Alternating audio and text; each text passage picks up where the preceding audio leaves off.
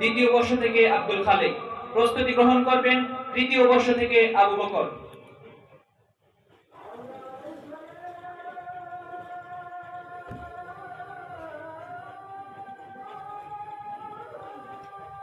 السلام عليكم ورحمة الله وبركاته. الحمد لله وحده والصلاة والسلام على من لا نبي بعده. أما بعد فأعوذ بالله من الشيطان الرجيم. بسم الله الرحمن الرحيم. يا أيها الذين آمنوا أطيعوا الله وأطيعوا الرسول إلى آخر الآية. وقال رسول الله صلى الله عليه وسلم: من تشبه بقوم فهو منهم أو كما قال عليه الصلاة والسلام. আমরা এক কাফেলা কর্তৃক আয়োজিত আজকের বক্তৃতার সম্মানিত সভাপতি, সুদক্ষ বিচারক মণ্ডলী, সুনিপুণ হস্তে সবাই নিয়ন্ত্রক ও আমার সামনে বসা বাংলাদেশের বিভিন্ন মন্দির থেকে আসা এলএম বিভাষিত ছাত্র ভাইরা, সকলকে জানাই আমার হৃদয়ের গভীর থেকে মোবারকবাদ ও অশেষ শুভেচ্ছা। নিশ্চয়ই আমরা আজকের বক্তৃতার বিষয়বস্তু সম্পর্কে অবগত আছি, আর তা হলো বামপন্থীদের বুদ্ধিভিত্তিক আগ্রাসন এবং আমাদের করণীয়। মহান রব্বে কাবা চাহিত উক্ত বিষয়ে কিঞ্চিত আলোচনা করব ইনশাআল্লাহ। প্রিয় উপস্থিতি, সর্বপ্রথম আমরা জানবো বামপন্থী কারা। বামপন্থী বলতে কাদেরকে বোঝায়? বামপন্থী শব্দের অর্থ কি?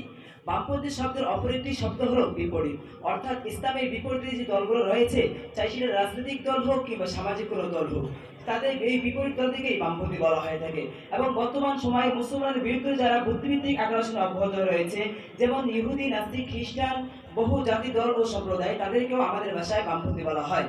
আমি এখানে কথা বলবো ইসলামের বিরুদ্ধে যারা রয়েছে, অর্থাৎ এই জমিন থেকে যারা ইসলামকে সরিয়ে দিতে চায়, মুসলিম সমাজকে বিতাড়িত করতে চায় এবং কোরআন হাদিসকে বিলুপ্ত করতে চায়, তাদেরকে ইনশাআল্লাহ কথা বলবো। প্রিয় উপস্থিতি, ইসলামের বিরোধী শক্তি বুদ্ধিভিত্তিক আগ্রাসনের পথ কেন বেছে নিল? কেননা তাদের উদ্দেশ্যই হলো কেবল বিভিন্ন জাতিগোষ্ঠীর ব্যক্তিত্ব, চিন্তার স্বতন্ত্র এবং বুদ্ধিভিত্তিক তরতাজা বৃক্ষটাকে শিকড় শুদ্ধ উকড়ে ফেলা। আর এভাবেই তাদের নিজেদের চিন্তা চেতনাকে বুদ্ধিভিত্তিক লড়াইয়ের ময়দানে কাজে লাগিয়ে পদে পদে এগিয়ে যাচ্ছে। তাদের এই বুদ্ধিভিত্তিক আগ্রাসনের কাজগুলোর মধ্যে কিছু প্রসিদ্ধ কাজ আমি তালিকাবদ্ধ করেছি। 1. তারা আমাদের শিক্ষাঙ্গনে কুচক্র চালাচ্ছে।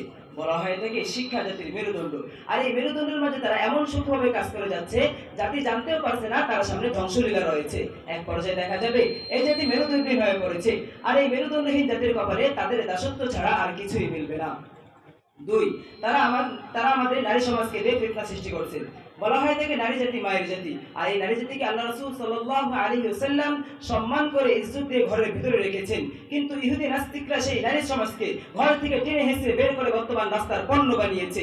যেমনটি দেখা যায় বসুন্ধরা সিটি সেন্টার থেকে শুরু করে রাস্তার পাশে ফুটপাতে চায়ের দোকানে পর্যন্ত আজ নারী সমাজকে আকর্ষণ রূপে ব্যবহার করা হয়ে থাকে।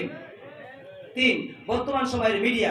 এই মিডিয়াগুলো আমেরিকার ইহুদি পুঁজিপতিদের হাতে, যারা সমস্ত সংবাদপত্র, ম্যাগাজিন এবং সমস্ত টিভি চ্যানেলগুলো পরিচালনা করে থাকে। আমেরিকা এক দফাতে ইসলামের বিরুদ্ধে দাঁড়িয়ে পড়েনি, বরং এই ইহুদি মিডিয়াগুলোই তাকে আস্তে আস্তে ইসলামের বিরুদ্ধে উস্কে দিয়েছে এবং বিষাক্ত প্রোপাগান্ডার মাধ্যমে এটা প্রতিষ্ঠা করেছে যে মুসলিমরা সন্ত্রাসবাদী। ফলে কোনো প্রকার সাক্ষ্য প্রমাণ ছাড়াই সারা দুনিয়ার মানুষ, সারা দুনিয়া তালিবান ও আল কায়েদার বিরুদ্ধে দাঁড়িয়ে যায়। আর এইভাবে এই মিডিয়াগুলো হাজারো মিথ্যাকে রটিয়ে সত্যকে চাপা দিয়ে রাখছেন। 4. তা আমাদের সমাজে বর্তমান সময়ে শিশু থেকে শুরু করে বৃদ্ধ পর্যন্ত সকলের হাতে অ্যান্ড্রয়েড ফোন দেখা যাচ্ছে, আর এই অ্যান্ড্রয়েড ফোনে সব থেকে বেশি আসক্ত 15 থেকে 30 বছরের যুবক যুবতীরা। আর এই যুবক যুবতীরাই সব থেকে বেশি আসক্ত পর্নোগ্রাফির মাঝে, যেটা আমাদের সমাজকে নোংরা এবং ভয়াবহ করে ফেলতেছে। শুধু তাই নয়, তারা কিছুদিন পূর্বে চেয়েছিল ট্রান্সজেন্ডার নামক এক অশ্লীলতা, ভয়াবহ নোংরামি কাজকে বাংলার জমিনে বাস্তবায়ন করতে।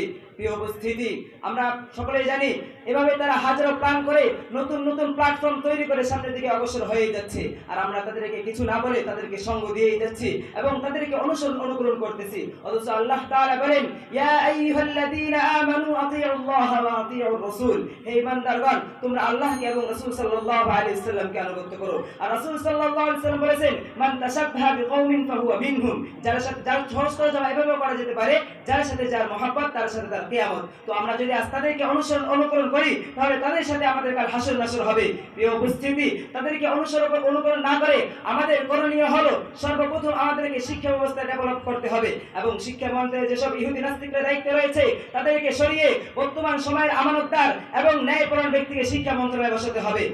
2. আমাদের শিশু শ্রেণীদেরকে প্রাথমিক শিক্ষা দিতে হবে কোরআন হাদিসের শিক্ষা, এবং এই আইন পার্লামেন্টে বাস্তবায়ন করতে হবে। 3. বর্তমান সময়ে আমাদের মা বোনেরা পর্দা ছাড়া বাইরে ঘোরাঘুরি করতেছে। যদি আমরা এই মা বোনদেরকে বুঝিয়ে সুঝিয়ে ইসলামের পথে না আনতে পারি তাহলে এটা আমাদের ব্যর্থতা। অতএব আমাদের সেই মা বোনদেরকে সঠিক কোরআন হাদিস বুঝিয়ে পর্দার ভেতরে আনতে হবে। 4, বর্তমান আমাদের সমাজে যারা 15 থেকে 30 বছরের যুবক যুবতী রয়েছে তাদের হাত থেকে যদি সম্ভব হয় তাহলে অ্যান্ড্রয়েড ফোন সম্পূর্ণরূপে বাতিল করতে হবে। যদি আমরা এই কাজগুলো বাস্তবায়ন করতে পারি তাহলেই সার্থক হবে আমার সেমিনার, তাহলেই সার্থক হবে আমার বলা এবং আপনাদের শোনা। প্রিয় উপস্থিতি, এই বলে আমি আমার সংক্ষিপ্ত বক্তব্য লাগাম টানছি। ওমা আলাইনা ইল্লাল বালাগ। আসসালামু আলাইকুম ওয়া রাহমাতুল্লাহ।